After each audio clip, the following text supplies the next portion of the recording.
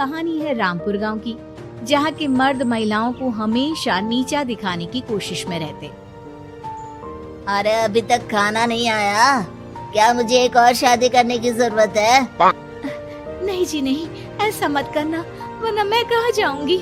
खाना लेकर मैं अभी आई जी। गांव की पंचायत में भी फैसले हमेशा औरतों के खिलाफ ही रहते। मैं जो फैसला सुनाता हूँ वो भगवान की आज्ञा होती है। इस लड़के ने अपने मन से शादी करके अच्छा नहीं किया। लड़के को घर भेज दो और इसकी शादी इसकी जाति की किसी लड़के से करवा दो, लेकिन ये लड़के, इसे तो गांव के बाहर निकाल दो। नहीं नहीं जमींदार साहब, ये क्या बोल रहे हैं? ऐसा नहीं हो सकता।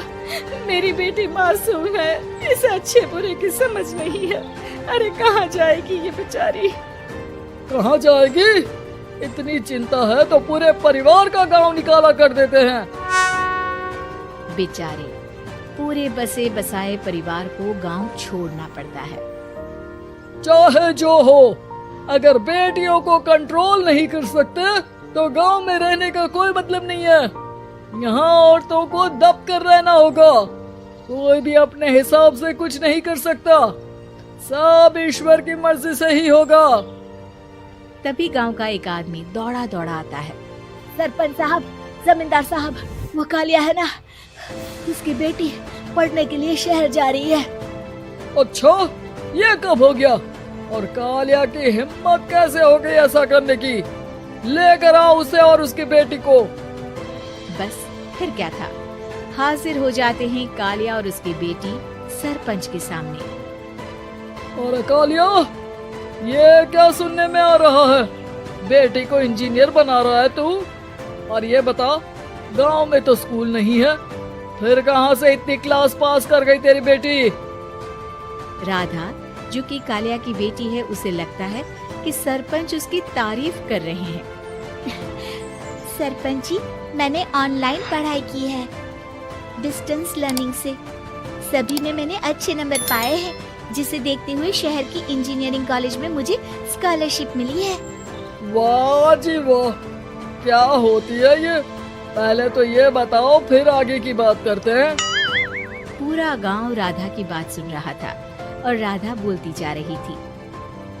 तो ऐसे मैं फ्री में एक अच्छी शिक्षा लेकर गांव में जो कुछ परेशानियां हैं, जैसे बिजली, पानी और इंटरनेट जैसी समस्याओं के लिए काम करूंगी। मैं गांव को शहर से जोड़ने के लिए पुल का निर्माण करवाने का प्रस्ताव रखूंगी। मुझे पूरी उम्मीद है कि जल्द ही हमारा गांव भी तरक्की की राह पर चल पड़ेगा। राधा की बात सुनकर सारे गांव वाले ताली बजाने लगते हैं। सरपंच को समझ नहीं आता कि वो क्या करे। चुप रह नादान लड़की, गांव के खिलाफ जाने के लिए तुझे गांव से बेदखल कर दिया जाएगा, वो भी पूरे परिवार के साथ। और हाँ, अगर ठीक से गांव में रहना चाहती है तो ये पढ़ाई लिखाई छोड़ दे। हम तेरे लिए गांव का कोई होनहार लड़का देखेंगे। तभी गांव का एक आदमी बोल पड़ता है।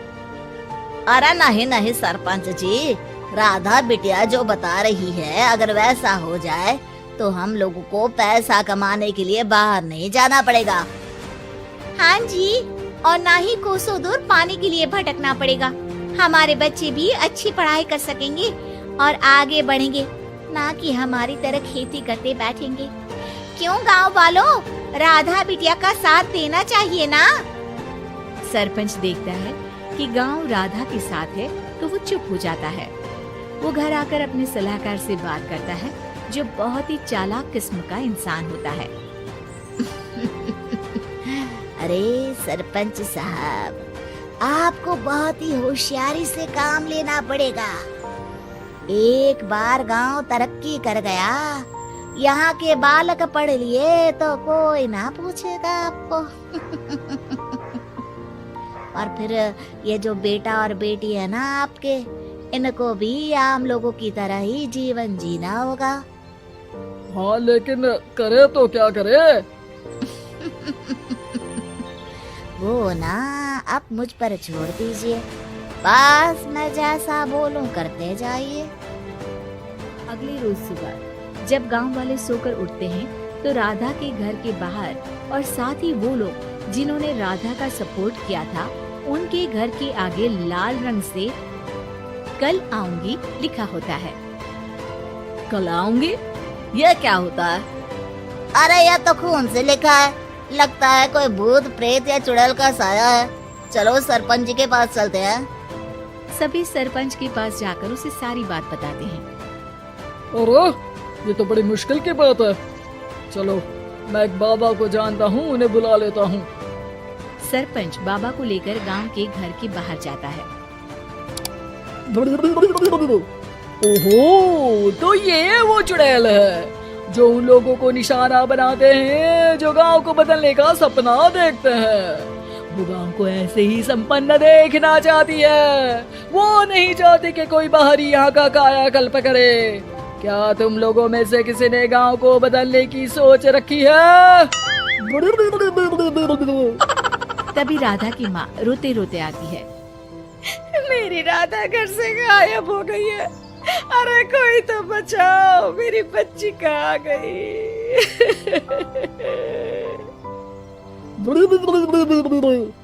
ले गई वो चुड़ैल, तेरी बच्ची को ले गई। अब वो उसे श्रापित करके छोड़ेगी, उस पर चुड़ैल का साया हो जाएगा। तभी बुरी सी हालत में राधा भी वहाँ आ जाती है। उसके बाल चुड़ैल की तरह फैले होते हैं और कपड़ों में खून लगा होता है। सभी राधा को देखकर डर जाते हैं। माँ, पता नहीं मुझे कौन उठा कर ले गया था। अरे दूर दूर हो जा चुड़ैल, अब हम लोग इस गांव में नहीं रुकेंगे। अरे कैसी बातें कर रहे हैं आप? कल तो आप मेरे भरोसे गांव का हुलिया बदलने, अपने बच्चों को पढ़ाने और तरक्की उन्नति की बात कर रहे थे, तो आज क्या हो गया आपको? ये फिर तुम लोगों को बहकाएगी। ये चुड़ैल गांव में आ चुकी है, ऐसे ही ये तुम्हारे घर के बच्चों को भी ले जाएगी। गांव वाले राधा को गांव से बाहर निकाल देते हैं। उसके माँ बाप रोते रहते हैं, लेकिन गांव वाले नहीं मानते। मैं भी अपनी बहन के साथ गांव के बाहर रहूंगा, लेकिन वो पढ़ाई नहीं छोड़ेगी। वहीं सरपंच के घर पर सलाहकार कहता है।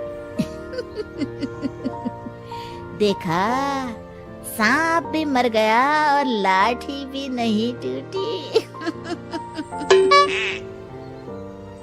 लेकिन अगले ही दिन सरपंच के घर के बाहर भी वही शब्द लिखे होते हैं और फिर सरपंच की बीवी कहती है, हमारी बेटी को किसी ने अगवा कर लिया है। तभी राधा का भाई वहाँ आ जाता है। अरे गांव वालों, मैंने सरपंच जी की बेटी को देखा था। वो चुड़ैल उसे उठाकर ले जा रही थी। अरे क्या मजाक कर रहे हो? नहीं नहीं सरपंच जी, आप नहीं जानते। वो चुड़ैल अब आपकी बेटी में आ जाएगी, जैसे राधा के अंदर आ गई थी।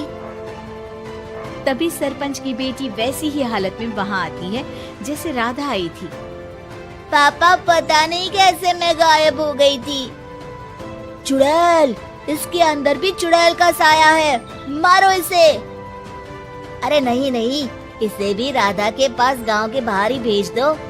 अरे चुप रहो, मेरी बेटी कहीं नहीं जाएगी और चुड़ैल वुड़ैल कुछ नहीं होता है। अरे कैसे बात कर रहे हो सरपंच जी? आप तो बोल रहे थे कि आपका फैसला भगवान का ज्ञान होता है, तो अपने पर बात आई तो अब आप ऐसे बोल रहे हैं। अरे ना ना ना, आपको अपनी बेटी को त्यागना ही होगा। अरे बुलाओ बाबा को। राधा का भाई बाबा को ले आता है, जिसे अब गांव वालों के डर के कारण सच बोलना पड़ता है। मैं कोई बाबा नहीं हूँ, मैं तो मोची था। ये सलाहकार महोदय ने मुझे कहा था एक्टिंग करने को।